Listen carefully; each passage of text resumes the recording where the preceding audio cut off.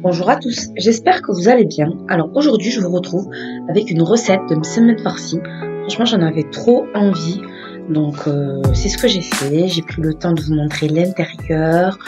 Voilà, j'espère vraiment que ma méthode vous plaira. Après c'est pas une méthode non commune, je pense qu'on fait à peu près tous pareil. Donc si ça vous intéresse, c'est parti. Donc là, il faut savoir que je réalise ma pâte la veille. Moi, je fais toujours ça la veille au soir. Quand les enfants sont au lit, hop, je fais ma petite pâte. Je la laisse soit à température ambiante s'il fait pas trop chaud, soit au frigo jusqu'au lendemain. Et je la sors, si je la mets au frigo, je la sors 2 heures avant, histoire qu'elle soit à température ambiante quand je veux la manipuler. Et comme ça, au moins, pas de surprise. Je sais qu'elle va s'étaler super facilement. Donc là, en l'occurrence, j'ai utilisé 300 g de semoule extra fine, 300 g de farine, 1 cuillère à café de sel, 300 ml d'eau et puis on mélange, on pétrit 10 minutes environ. On va obtenir une pâte collante qu'on met dans du papier film. Et le lendemain, j'ai bien sorti ma pâte 2 heures avant du frais. Et là, je vais faire des petites boules avec des mains huilées sur un plateau huilé. Et j'ai obtenu 7 grosses boules. C'est pas des toutes petites boules, c'est quand même des boules moyennes. Voilà. Bon, je recouvre bien évidemment d'un papier film. Et on va laisser reposer quand même 10-15 minutes un petit peu. Et là, dans un bol, je prépare le beurre et l'huile. Et aussi la semoule extra fine. Et ensuite, regardez comment ça s'étale facilement. Franchement, moi pour... Mon secret vraiment c'est de laisser la pâte reposer. Je trouve que quand on laisse la pâte reposer, on n'a pas de difficulté en fait à l'étaler, elle ne revient pas sur elle-même. Enfin, je pense que vous m'avez compris. Donc là, je procède à un pliage comme si c'était en fait un msemen nature. Voilà. Et ensuite, je vais procéder comme ça pour toutes mes boules et on va laisser reposer. Comme vous pouvez constater, je mets de la semoule extra fine pendant le pliage pour créer un feuilleté. Cuisine dans le calme. Je vous raconte pas le bien que ça fait. En fait, là c'est le matin, c'est pour ce soir. Mais pourquoi je le fais le matin?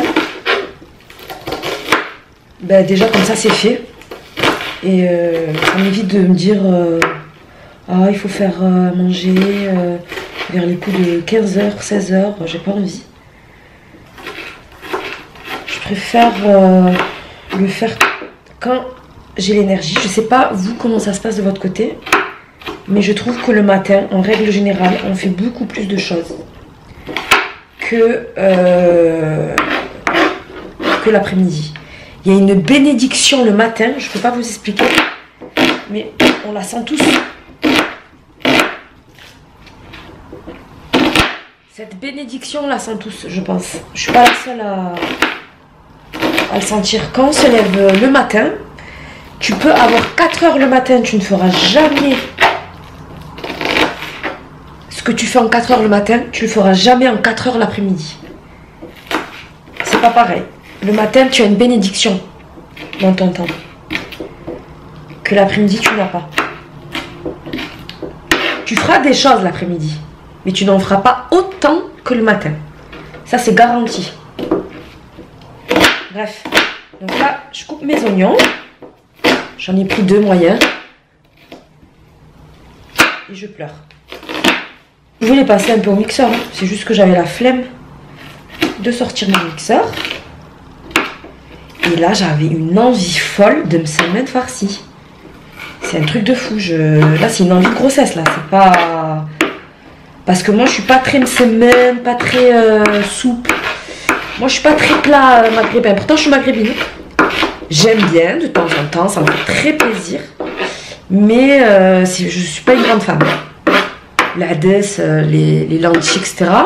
J'aime bien en sauce. À la marocaine, j'aime bien. Mais je suis pas une grande fan. Voilà, de temps en temps, ça va. Mais il ne faut pas m'en poser toutes les semaines. Pareil pour le poulet aux olives. J'aime énormément, mais je ne peux pas en manger.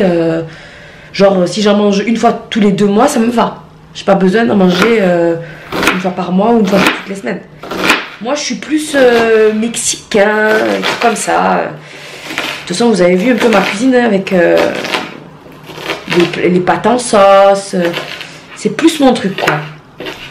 Les briques, c'est très... Les briques, j'adore par contre. Je pourrais en manger tous les jours. La moitié de chaque. Je veux pas... Bon, je vous reprends en voix off et en musique parce que mes enfants sont rentrés et comment vous dire que c'était un boucan pas possible. Donc du coup, je coupe... J'essaie de couper finement mon poivron rouge et mon poivron vert. Le mieux, c'est de passer tout ça au mixeur, ça va beaucoup plus vite, mais j'avais vraiment la flemme de le chercher. Il est rangé assez loin. Et là, on va procéder donc à la cuisson. Donc, dans une poêle, je mets un petit peu d'huile de tournesol. Je fais revenir mes oignons, mes poivrons. On y met un peu de sel pour que ça sue un peu plus vite.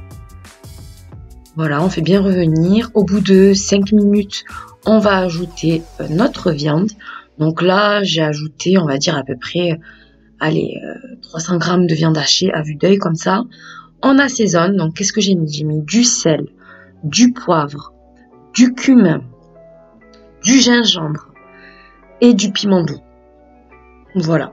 Donc, nous, voilà. Qu'est-ce qu'on recherche? On recherche le goût. Le goût, très important. Donc, là, on va faire revenir toutes ces épices avec la viande pendant environ le temps que la viande finisse de cuire. D'ailleurs, on sous-estime énormément les épices, alors que les épices, c'est super bon pour la santé. On tombe moins malade grâce aux épices. Et voilà, c'est bon à savoir. Ensuite, on ajoute du persil fraîchement coupé. Donc là, je crois que c'était du persil frisé, mais peu importe, même de la coriandre. Voilà quoi, des herbes fraîches. Ensuite, j'ajoute une cuillère à soupe, café, enfin à vous de décider, de tomates concentrées, on fait revenir et voilà la farce que l'on obtient avec nos msemen qui sont en train de reposer. Et là, sous les conseils de ma maman, parce que ma maman, j'ai toujours vu faire ça, j'ai décidé de mettre ma farce dans une passoire pour faire couler l'excédent de liquide de façon à ce que lorsqu'on farcit nos msemen, ça soit beaucoup plus facile. Donc là, nous allons passer au façonnage de nos msemen farcis. Donc, vous n'êtes pas obligé de faire comme ça. Vous pouvez aussi étaler votre pâte dès le début, mettre la farce dedans, le plier et le cuire. Moi, je préfère faire comme ça parce que ça donne beaucoup plus de feuilletage et j'aime beaucoup ça. Donc après, c'est chacun comme il préfère. Donc, je vous laisse faire comme vous voyez à l'écran. Et ensuite, on procède donc à la cuisson. N'hésite pas à retourner tout le temps en fait, de façon à ce que ça cuit bien à l'intérieur, parce que si c'est cru à l'intérieur, c'est la catastrophe. Et voilà. Voilà, là je les ai mis sur un plateau. Donc là j'ai tout cuit, j'en ai eu 4, 5, 6, 7. Je vais les laisser refroidir. Et je vais vous montrer l'intérieur. Donc je vous laisse admirer l'intérieur. Donc voilà, c'était bien feuilleté, c'était très bon. Alors comment vous dire, un msemen ça suffit, c'est bien costaud. Franchement, moi j'en ai mangé un avec un bol de soupe. En l'occurrence, j'ai pas fait de harira ni de shorba, j'ai fait un velouté de légumes. Je préfère, je trouve ça plus léger. Et avec le msemen, ça c'est magnifique. Et voilà, donc j'espère vraiment que cette recette vous aura plu. N'hésitez pas à me dire ce que vous en avez pensé en commentaire. Je vous fais des gros bisous et je vous dis à très bientôt. Au revoir.